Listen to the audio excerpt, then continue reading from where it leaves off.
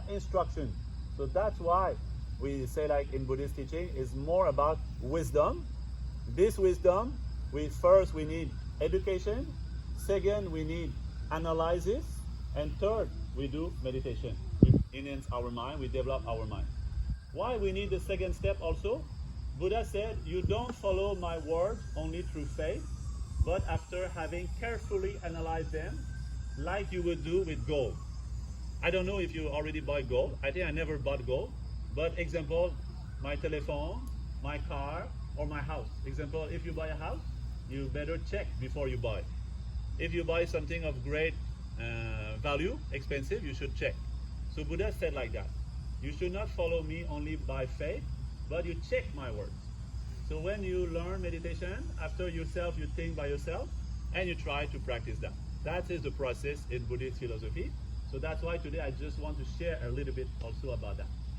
So anyway, there's many things we could say, but what we should try to begin. Today we don't have too much time to explain. So what we should try to begin in our daily life is more about what we call mindfulness. We call also attention, to be attentive. So why we need that?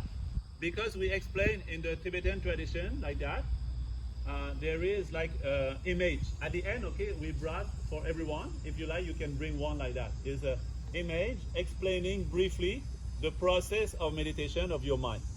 In this image, you will see like an elephant. Elephant is representing your mind. And you see a monk. Monk is you, okay, your meditation. But you don't need to become monk to do meditation, okay?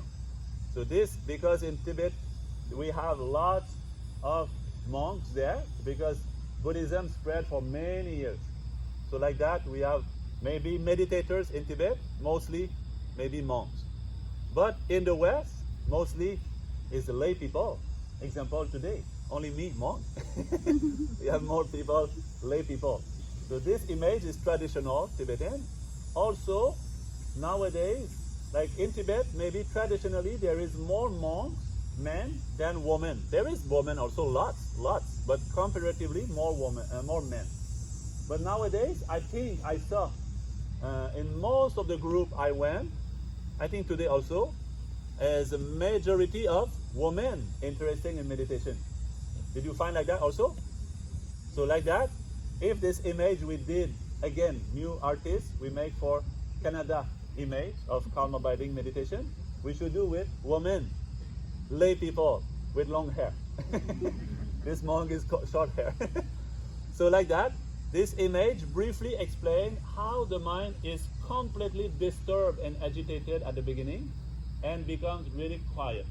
So this image also very useful. Sometimes we use with the kids. Kids, they remember easily, you know, we show them the image. After you show this to your kids, you explain a little bit to them, they will find great benefit. So what is the main tool to calm your mind, the crazy elephant of your mind, is the rope of mindfulness. So through the practice, the meditator, he used the rope of mindfulness to calm his mind, and slowly the mind becomes much quieter, and he has lots of mastery. Now we don't have too much mastery. When we say to our mind, please stay quiet, he doesn't listen, you know. Look, sometimes some kids or new dog, you know, sometimes we have new dog, you say, quiet, you sit there. Don't do pee-pee in my room. He doesn't listen, you know. You have to train. When we train the dog to do outside, when we train the dog to not eat our shoes, when we train the dog to sit and to walk like that, after he listens. So same thing with the mind. We have to train the mind. Do you understand? So like that, first two most important tool we need for that is mindfulness compared to a rope. So there is a quote like that, we say in the text, we say, tie very strongly the crazy elephant of your mind to the strong pillar of your object of meditation with the tight rope of mindfulness. So you see your mind is going anywhere. If you want it doesn't go anywhere, you become calmer. You try to catch it and to bring it to something to be like quiet with that. Example I told before, the breath. You can use your breath as a good tool to catch your mind and to not go anywhere. So first thing, maybe you try, maybe difficult. For example, now we are in the public place. During meditation, you hear some noise. When you hear some noise, your mind, your rope is not strong. Your dog going there, you know? Your elephant going there. So you just catch back. You bring back to the breath.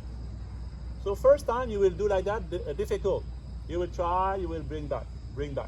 After slowly, you will find very peaceful to stay on the meditation. Not interesting to follow the noise. For example, if during meditation somebody there is shout, okay? But what do you prefer?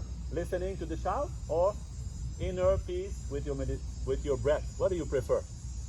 Example. So before we don't have like capacity, so the mind go anywhere. Looks like the leaves of the tree. They move too much, you know? But when we do something strong in our mind, the mind, it cannot move. You choose to keep peace. So whatever people say, whatever people think about you, you stay peaceful because you have the capacity to keep your mind in peace. When we don't have this capacity, whatever say people about you, people say you're good, you're very happy. When say you're bad, you're very sad, you know? This mind is too much like that, you know?